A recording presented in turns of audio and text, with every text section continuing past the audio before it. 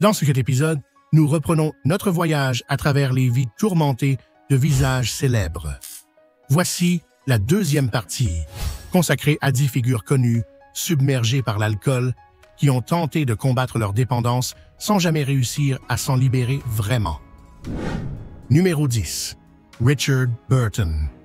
Richard Burton fut un acteur gallois célèbre pour sa voix grave et son regard magnétique.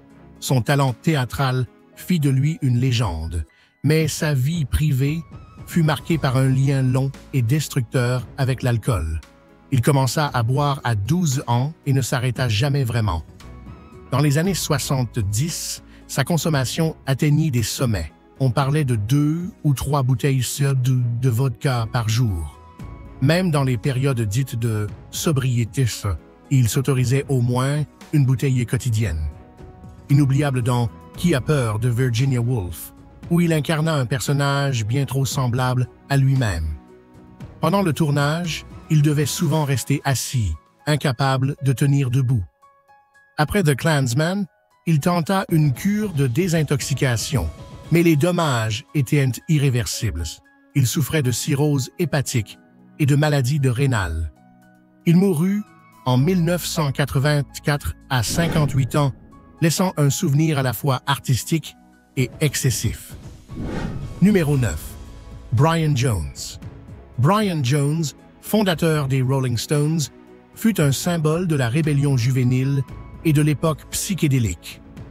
Talentueux et visionnaire, il fut aussi le premier à succomber au côté obscur du succès. Après plusieurs problèmes judiciaires, le groupe l'évincera. Le 3 juillet 1969, il fut retrouvé mort dans la piscine de sa villa.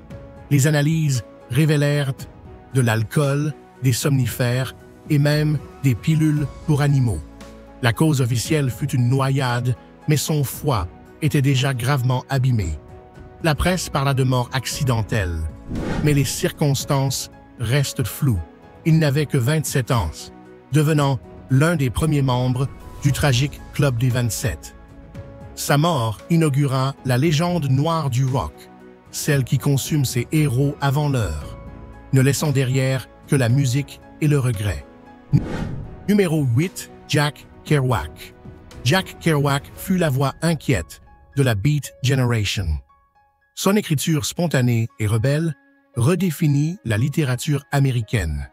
Mais derrière le génie se cachait un homme rongé par ses angoisses et un alcoolisme dévastateur. Ses journées se terminaient souvent dans des verres vides et des silences profonds. Un soir de 1969, après une énième beuverie, il se mit à vomir du sang. Transporté en urgence à l'hôpital, il mourut le lendemain, le 21 octobre. L'autopsie révéla une hémorragie interne causée par une cirrhose avancée. Il avait 47 ans.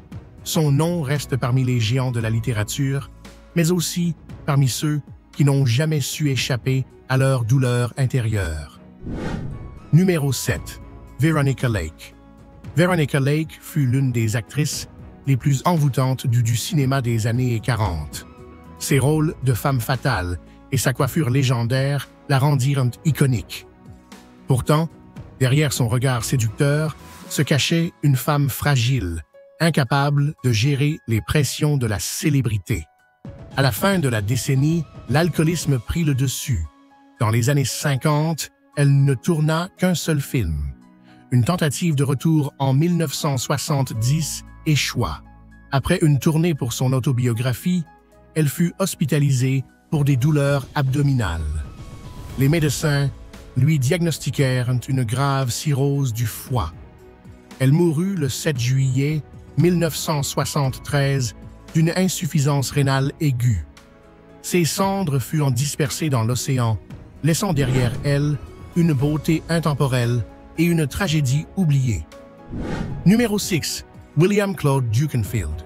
W.C. Fields fut l'un des comiques les plus marquants du cinéma américain naissant, connu pour son humour piquant et son ironie mordante.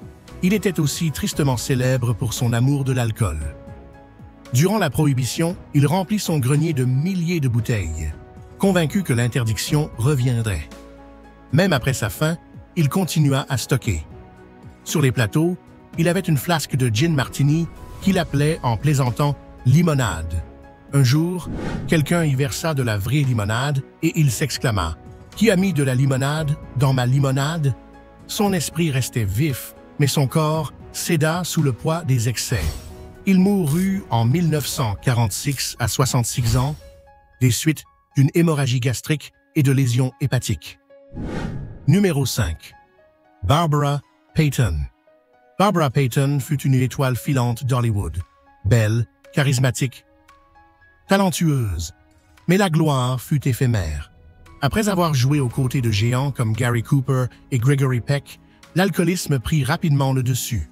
Les scandales, les arrestations et les disputes publiques furent plus fréquents que les auditions.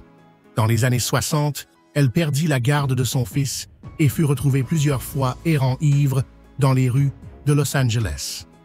L'image d'elle, endormie à un arrêt de bus, en maillot et manteau, devint le symbole de sa chute. Ses tentatives de retour échouèrent. Elle mourut en 1963 à 39 ans, victime d'une combinaison fatale d'insuffisance cardiaque et de dommages au foie. De reine du cinéma à spectre oublié, sa trajectoire fut cruelle, engloutie par le silence d'une ville qui oublie vite. Numéro 4. Tallulah Bankhead. Tallulah Bankhead fut une figure flamboyante, actrice brillante, provocatrice, amoureuse des excès. À 15 ans, elle quitta sa famille pour poursuivre son rêve de théâtre et conquit les scènes de New York, mais à un prix très élevé. Elle abusait d'alcool et de drogues de tout genre, cocaïne, barbituriques, tranquillisants, voire un mélange de Coca-Cola et d'ammoniac. Ses débordements étaient légendaires. Elle buvait des bouteilles entières en quelques minutes et rejetait toute forme de modération. Son esprit rebelle fascinait autant qu'il inquiétait, mais son corps commença tôt à céder. Elle souffrait de crises respiratoires, de déséquilibres métaboliques et d'un déclin physique et mental constant. Elle mourut le 12 décembre 1968, terrassée par un effondrement général de son organisme.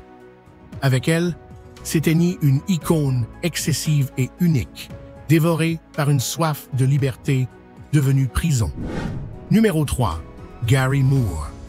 Gary Moore, virtuose de la guitare, envoûta le monde par sa technique précise et l'âme blues qu'il insufflait à chaque note.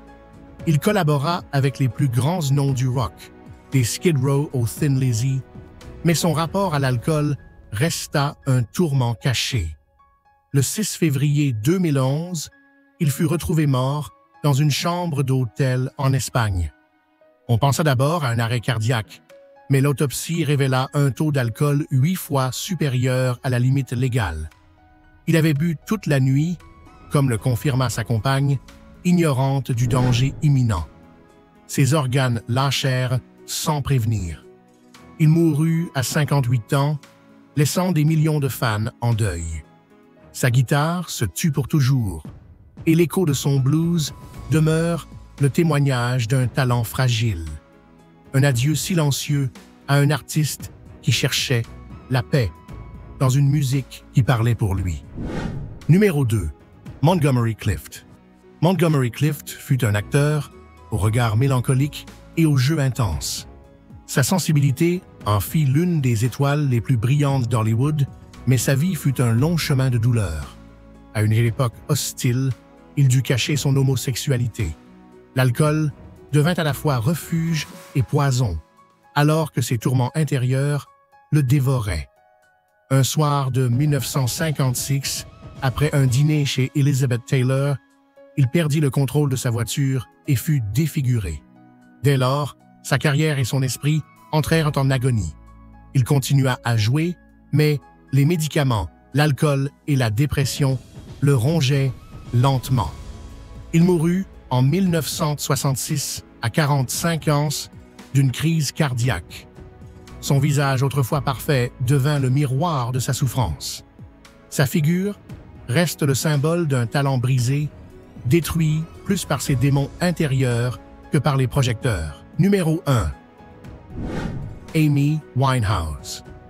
Amy Winehouse fut l'une des voix les plus puissantes et originales du nouveau millénaire.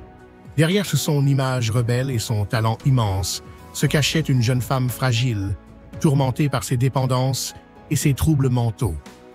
Elle commença à boire à 12 ans et poursuivit un chemin dangereux fait d'alcool, de crack et d'héroïne. La pression du succès aggrava tout, de même que ses relations toxiques et le poids d'être constamment scrutée. Le 23 juillet 2011, elle fut retrouvée morte dans sa maison de Londres, entourée de bouteilles de vodka. Les analyses révélèrent un taux d'alcool 5 fois supérieur à la limite. Elle mourut d'une intoxication alcoolique à seulement 27 ans. Le monde perdit une voix unique et une femme qui criait, à travers ses chansons, une douleur trop souvent ignorée. Sa vie, comme ses notes, reste suspendue entre génie et tragédie. Aujourd'hui, notre voyage touche également à sa fin, mais ce n'est pas le dernier. N'oubliez pas de laisser un j'aime, un commentaire et de vous abonner à la chaîne si vous avez aimé la vidéo. À la prochaine aventure.